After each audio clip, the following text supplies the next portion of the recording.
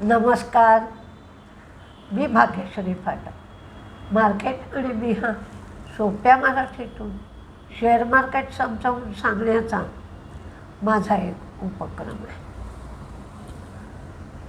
आता कोणी युद्ध जिंकलं, कोणी युद्ध थांबवलं, दोघांनाही आता थांबावंसं मनातून तर वाटतंय, इगो तर येतोय, अशी सगळी अवस्था आहे. ॲक्च्युअली अमेरिकन लोकांचा या युद्धातून काही फायदा होत नाही आहे.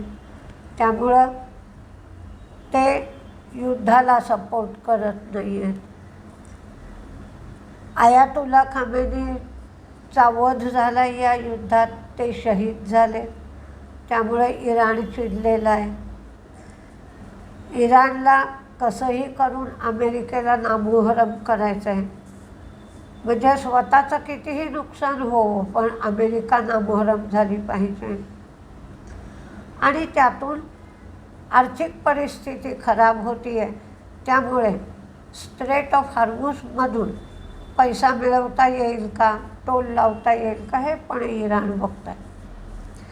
या सगळ्या पार्श्वभूमीवर बाकीच्या उरलेल्या जगाला काही देणं घेणं नाही आहे. त्यांना स्ट्रेट ऑफ हॉर्मुझ मोकळा झाला की तेल, ऑइल, डिझेल सगळं प्रत्येक देशात आयात व्यवस्थित होऊ लागेल. ते आयात होत नाही आहे, त्यामुळे बाकीच्या देशांचे सुद्धा खर्च वाढत आहेत. अशा परिस्थितीमध्ये कसा काय समेट करावा, काय करावं, तर इस्रायल म्हणत आहे फॉर्मली युद्ध थांबवून टाका, आपण बाकीच्या गोष्टी नंतर बघू. अशी काहीशी कुजबूज याच्यामध्ये सुरू झाली आहे. त्याच्यामध्ये क्रूडचा भाव 105ला आला आहे. बॉन्ड यील्ड काल खूप वाढलं होतं, ते आता 4.58च्या लेव्हलला आलं आहे. आणि काहीतरी करून, काही घोषणा करून काय होत आहे का, ते बॉन्ड यील्ड अमेरिकेला खाली आणावंच लागेल. एनव्हिडियाचा रिझल्ट चांगला आला आहे. त्यांनी डिव्हिडंडचं पर्सेंटेज पण वाढवलं, बायबॅकची अमाऊंट पण वाढवली, गायडन्स पण चांगला दिला. त्यामुळे शेअर वाढला. जरी स्ट्रेट ऑफ हॉर्मुझ उघडला, जरी युद्ध थांबलं, तरी क्रूडची स्थिती बरेच दिवस बदलेल असं वाटत नाही. कारण क्रूड काढल्यानंतर त्या देशातल्या ठिकाणी ते पोहोचायला 55 दिवस लागत आहेत. आणि अमेरिकेमध्ये स्पेस एक्सचा IPO येतो आहे, त्याकडेही लोकांचं लक्ष आहे. आता काही बातम्या त्या बघूया. पण त्या बातम्यांच्या बरोबरच मी तुम्हाला सांगते की 13-14 जूनला मी कोर्स ठेवला आहे. हा कोर्स ठाण्याला आहे, ऑफलाईन आहे. आणि शनिवारी 6 तास, रविवारी 6 तास फंडामेंटल टेक्निकल दोन्ही शिकवणार. ज्याला कोणाला कोर्सची माहिती घ्यायची असेल त्यांच्यासाठी मोबाईल नंबर 9699615507 9699615507 या नंबरवर कोर्सविषयी तुम्ही चौकशी करू शकता. काही बातम्या आहेत. शॅले इंजिनिअरिंग यांनी सेमाग्लुटाईड इंजेक्शनचं जेनरिक व्हर्जन लॉन्च केलं आहे. AB कॅपिटलचा शेअर तेजीत राहू शकतो, पण लोकांना ही बातमी आधीच माहीत होती. त्यामुळे शेअरच्या किमतीत कितपत इन्क्लूड आहे हे मात्र पहा. AB कॅपिटलने 11.2 कोटी शेअर्स म्हणजे 4000 कोटीचे शेअर्स इश्यू केले. ग्रासिमला 2880 कोटीचे, सूर्यजा इन्व्हेस्टमेंटला 200 कोटीचे आणि IFCला 920 कोटीचे शेअर्स इश्यू केले आणि असे त्यांनी 4000 कोटी रुपये गोळा केले. क्रॉम्प्टन ग्रीव्स त्यांचा इलेक्ट्रिक पोर्टफोलिओ वाढवत आहे. त्यांनी स्टॅबिलायझर आणि LED लॅम्प लॉन्च केले. JK सिमेंट आंध्र प्रदेशात मायनिंग लीज 1188 हेक्टरमध्ये जो लाईमस्टोन ब्लॉक आहे त्याच्यासाठी ते प्रिफर्ड बिडर ठरलेत. अकुम्सला 134 कोटीची टॅक्स नोटीस आली आहे.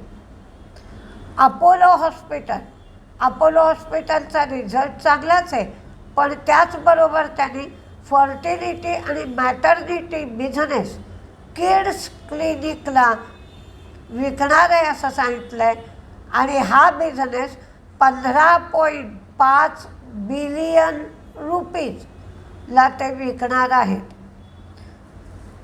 105 आज क्रूड आहे आणि बॉन्ड यील्ड 4.58 एवढं झालं आहे.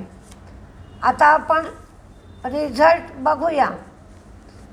काल आपण सगळीकडेच बघितलं की मेलोनीला, इटलीच्या प्राईम मिनिस्टर, त्यांना मोदींनी मेलडीचं पॅकेज दिलं गिफ्ट म्हणून. तर याची सगळी चर्चा आणि त्याचे व्हिडिओ येत होते. पण त्याची मजा अशी झाली की मेलडी जी कंपनी तयार करते ती लिस्टेड नाही आहे. बाकीच्या कंपन्या पार्लेच्या लिस्टेड आहेत. त्यामुळे पार्ले सॉफ्टवेअरचा शेअर वाढला, तो सर्किटला जाऊन पोहोचला, पण लोकांनी माहिती न घेता ट्रेडिंग केलं, त्यामुळे चुकीच्या शेअरमध्ये ट्रेडिंग झालं. त्यामुळे पूर्ण आधी माहिती घ्या आणि मगच ट्रेडिंग करत जा, हे या घटनेवरून लक्षात येतं. आधी आपण जर पार्लेचा शेअर असता लिस्टेड तर तोही सर्किटला पोहोचला असता, पण एकाच कंपनीच्या वेगवेगळ्या शाखा असतात, तर कुठल्या शाखेमध्ये हा शेअर येतो हे पाहून आपण गुंतवणूक केली पाहिजे. गुंतवणूक असो किंवा ट्रेडिंग असो. रिझल्टमध्ये JK लक्ष्मी सिमेंट यांचा रेव्हेन्यू वाढला आहे. 6 रुपये 50 पैसे डिव्हिडंड. बॉशच्या प्रत्येक गोष्ट वाढली आहे. 270 रुपये डिव्हिडंड. अपोलो हॉस्पिटलची सुद्धा प्रत्येक गोष्ट वाढली आहे. 10 रुपये डिव्हिडंड. बॉश आणि अपोलो हॉस्पिटल तेजीत राहू शकतं. व्हर्लपूलचा रेव्हेन्यू वाढला आहे. प्रॉफिट आणि मार्जिन कमी झालं आहे, पण कमजोर रिझल्ट आहे. ज्युबिलंट फूडचं प्रॉफिट कमी झालं आहे, रेव्हेन्यू मार्जिन वाढलं आहे. ओला इलेक्ट्रिकचा लॉस कमी झाला आहे, पण रेव्हेन्यूही कमी झाला आहे. लेन्सकार्ट प्रॉफिट कमी, रेव्हेन्यू मार्जिन वाढलं आहे. केअरसील CARYSIL यांचा रिझल्ट चांगला आला आहे. 3 रुपये डिव्हिडंड. एरिस लाईफ यांचाही रिझल्ट सुंदर आला आहे. 7 रुपये 21 पैसे डिव्हिडंड. IOL केमिकल यांचाही रिझल्ट चांगला आहे. प्रत्येक गोष्ट वाढली. ग्रासिमचा लॉस कमी झाला आहे, रेव्हेन्यू वाढला आणि मार्जिन वाढलं. 10 रुपये डिव्हिडंड. ग्रासिमचं अदर इन्कम गेल्या वेळेला 227 कोटी होतं, आता अदर इन्कम 119 कोटी झालं आहे. आणि वन टाईम लॉस गेल्या वेळेला 114 कोटींचा होता, आता वन टाईम लॉस 81 कोटींचा आहे आणि त्याचा प्रॉफिटवर परिणाम दिसतो आहे. संवर्धना मदरसन रिझल्ट चांगला आहे, प्रत्येक गोष्ट वाढली. IRB इन्फ्रा प्रॉफिट आणि मार्जिन वाढलं, रेव्हेन्यू कमी झाला. सांघी मूव्हर्स यांचा प्रॉफिट वाढलं, रेव्हेन्यू वाढला, मार्जिन कमी, 2 रुपये dividend. Team lease profit margin वाढलं, रेव्हेन्यू कमी. हे टीम लीज बायबॅक करणारे 14.9 लाख शेअर्स बायबॅक करेल. 1600 रुपयांनी बायबॅक केला जाणार आहे आणि 238 कोटी बायबॅकसाठी खर्च केले जाते.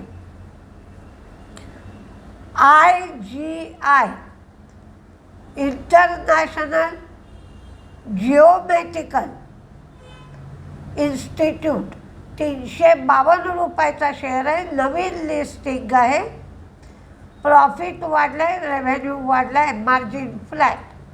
सम्मान फायद्यातून तोट्यात गेली आहे.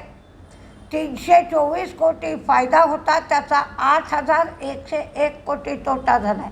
हनीवेल रिझल्ट चांगला आहे, पण शेअर खूप मोठा असल्यामुळे त्याच्यात जास्त ट्रेडर्स नसतात, पण प्रॉफिट, रेव्हेन्यू, मार्जिन वाढलं आहे. ॲक्शन कन्स्ट्रक्शन प्रॉफिट आणि मार्जिन कमी झालं आहे, रेव्हेन्यू वाढला आहे, 2 रुपये डिव्हिडंड. लक्ष्मी मशीन रिझल्ट चांगला आहे, 35 रुपये डिव्हिडंड. मेट्रो ब्रँड्स रिझल्ट चांगला आहे, शेअर तेजीत राहू शकतो, 3 रुपये डिव्हिडंड. अरविंद स्मार्ट स्पेसिस प्रॉफिट वाढलं आहे, मार्जिन वाढलं आहे, रेव्हेन्यू कमी, 2 रुपये 25 पैसे. इंडिकचा लॉस, नवीन लिस्टिंग आहे. INDI QUBE लॉस कमी झाला आहे, प्रॉफिट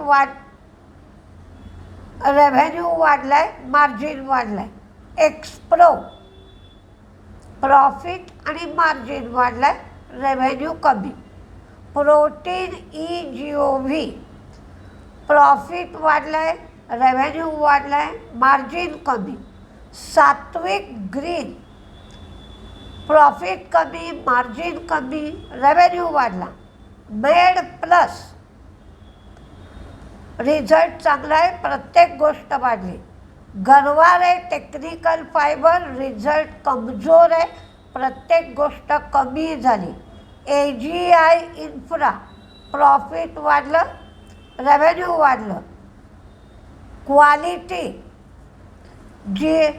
क्वालिटी आईस्क्रीम म्हणतो आपण, HULमधून डिमर्ज झालेला शेअर, यांचा लॉस कमी झाला आणि रेव्हेन्यू वाढला. पॉवर बॅक प्रॉफिट वाढलं, रेव्हेन्यू वाढलं, मार्जिन कमी झालं. आता आपण कुठले शेअर तेजीत आणि कुठले शेअर मंदीत राहतील हे पाहूया. पण अजूनही फॉरेन इन्व्हेस्टर्सची विक्री चालू आहे. 1,597 कोटीची विक्री आहे, तर डोमेस्टिक इन्व्हेस्टर्सची खरेदी आहे 1,968 कोटीची. RVNLला मात्र 2 ऑर्डर्स मिळाल्या आहेत, 129 कोटीची एक आणि दुसरी 164 कोटीची. त्यामुळे RVNL तेजीत राहू शकतो. मी पहिल्यांदाच सांगितलं की मेलडीच्या बाबतीत जे व्हिडिओ आले त्यामुळे पार्ले सॉफ्टवेअर वाढला. Sanghi movers, metro brand, Apollo hospital, TVS motor, Indic, Bosch, HDFC bank, south Indian बँकेचा शेअर कालही 2-2.5 रुपये तेजीत होता. State bank of India, made plus, RVNL, Motherson म्हणजे संवर्धना मदरसन, ग्रासिमचा पेंटचा व्यवसाय चांगला चालला आहे. पेंटमध्ये त्यांचा मार्केट शेअरही वाढला आहे. Arvind Smart Places, Lenskart, AB Capital, Transformers Rectifiers, Honeywell, Data Patterns, Biocon, Team Lease, JNK result चांगला आहे. Hitachi Energy, Siemens Energy, Cosmo First result चांगला आहे. युनियन बँक, ओलेक्ट्रा ग्रीन टेक, तालब्रॉस, सॅन्सेरा आणि GPT इन्फ्रा. तर मंदीमध्ये ज्युबिलंट फूड आणि व्हर्लपूल दोनच शेअर मंदीत दिलेले आहेत. बघूया मार्केट कसं चालतं आहे. मार्केटमध्ये व्होलॅटिलिटी खूप आहे. त्याच्याचबरोबर रुपयासुद्धा कमजोर झाला आहे. त्यामुळे हल्ली IT सेक्टरमध्ये काहीशी तेजी दिसते आणि फार्मा सेक्टरमध्ये लोक ट्रेडिंगही करत आहेत, इन्व्हेस्टमेंटही करत आहेत. कारण कितीही काहीही झालं तरी औषध पाणी हे गरजेचं असतं. त्यामुळे त्याची मागणी कमी होत नाही. त्यामुळे हॉस्पिटल्स, लॅब आणि फार्मा सेक्टर सध्या तरी चालतो आहे आणि IT खूप पडला आहे. त्यामुळे लोक त्याच्यामध्ये ट्रेडिंग करायचा प्रयत्न करत आहेत. बघूया आज काय काय होत आहे ते. नमस्ते.